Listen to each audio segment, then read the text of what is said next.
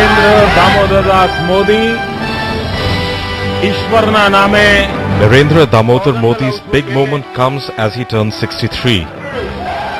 But becoming the BJP's prime ministerial candidate is the culmination of a journey that began after the 1971 war with Pakistan. It drove Narendra Modi into joining the RSS. Quoted to be more spiritual than religious, for Modi the RSS was a perfect fit in other ways. It was during the emergency that the RSS bosses noticed his skills and analytical while doing underground work and mobilizing anti-emergency opposition. For most of the 1980s, the man from the small Vadnagar village in Gujarat rose rapidly in the RSS. In 1987, Modi was amongst the first two pracharaks who were transferred to the BJP. The other was Sanjay Joshi. Transferred together, both were close but a study in contrast. One outgoing and ambitious, the other a backroom man. Their rivalry exploded years later, a recurring theme of ally-turned-rival in Modi's career. In the BJP, Modi learned the ropes of party politics and soon he was appointed as a General Secretary in Gujarat, then a fledgling unit with seemingly poor prospects in a Congress bastion. But times were changing fast. In 1990, as Advani planned his watershed Ayodhya Yatra, steps into the big league. Put in charge of the launch, Modi later said it gave him an opportunity to develop his organizing capacity. He then meticulously organized party presidents M. Joshi's Kanyakumari to Srinagar.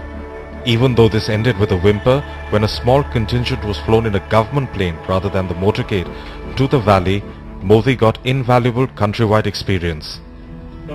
By the mid-90s, Modi was playing a bigger role, thanks largely to polarization after the Ayodhya campaign.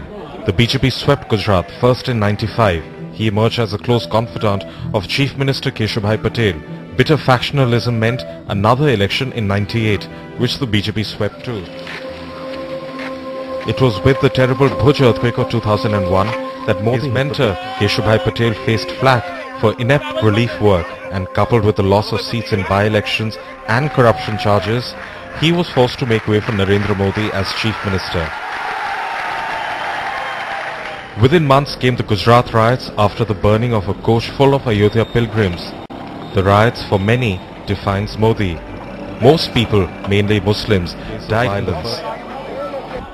Although accused of allowing revenge killings, telling the police to take a back seat and not getting the army out in time, nothing has so far been proved in any investigation or court. The only Damocles sword currently is that a trial court is yet to decide if Modi played a larger role behind the riots. But hereafter Modi dominated, not just in the state, but over rivals in the BJP and Sangh Parivar as well. Patel has been systematically sidelined, eventually breaking away from the BJP in 2012, but he failed in the elections. Praveen Togadia, the high-profile VHP leader of the Ayodhya campaign and a fellow Gujarati, was cut to size. Once a very close colleague, Sanjay Joshi has effectively been silenced by Modi. He refused to campaign in UP last year because Joshi was in charge there.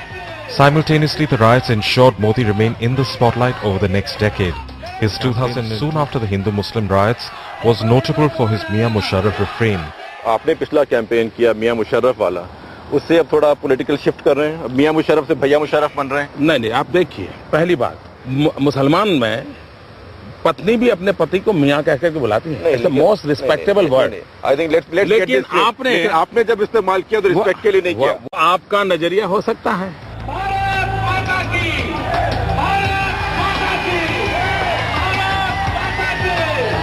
In the 2007 campaign, Modi's tough guy image was bolstered after countering terror attacks and then a series now shown to be fake. But he capitalized on Sonia Gandhi's Maut Ka Saudagar moniker for him, which backfired on the Congress.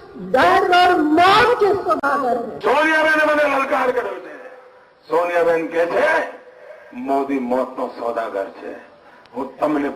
Then, with two comfortable sweeps of Gujarat, his popular oratory, and in a party whose disarray was complete by a successive general election loss in 2009, Modi's chances for the Prime Minister's job improved. What helped was that Modi ran a tight administration. Investors said it was decisive, no dilly-dallying, little or no corruption. Modi's cultivation of a pro-development image was boosted when he grandly offered Ratan Tata, the respected godfather of Indian industry, support for his pet nano project in 2008 after being chucked out in Bengal. Imagine what is the possibility for India by having Narendra Bhai as the next leader of India. By now, it perhaps mattered little that Gujarat is not the fastest growing state, that for all its development, it has abysmally low human social indicators, that the US has consistently denied him a visa over the riots. Last year, at a reach out rally to all sections and communities, he refused to wear a Muslim cap. Recently again, he chose Congress. देश की जनता तक सच्चाई पहुंचाने के इरादे नहीं रखते हैं। जैसे ही कोई संकट आ जाता है तो वे सेक्युलरिज्म का बुर्खा पहन लेते हैं। For some like JTU's Nitish Kumar, from a state with a significant Muslim vote, he was a political untouchable. Nitish finally ditched the BJP after an ascendant Modi was put in charge of the 2014 campaign last June. And now perhaps it matters little that backed by a huge fan base evident both on base, he threatened to steamroll dissent. The biggest being one-time mentor LK Advani quit all party posts after Modi's election appointment in June. Now the Modi juggernaut has been officially unleashed throughout India by the BJP, hoping it will carry them to victory, hoping the Modi cult, warts and all, will be a magnet for voters and allies.